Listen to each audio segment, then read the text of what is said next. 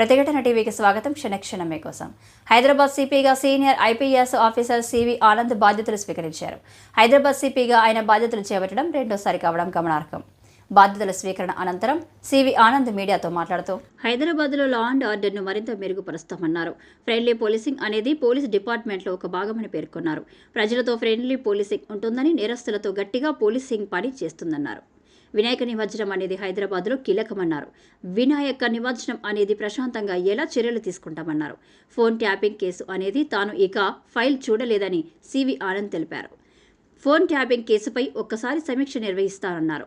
హైదరాబాద్లో ట్రాఫిక్ సమస్య అస్తవ్యస్తంగా మారిందని విన్నానని సివి ఆనంద్ తెలిపారు. ట్రాఫిక్ సమస్యకు కూడా పరిష్కారం చూపుతామన్నారు.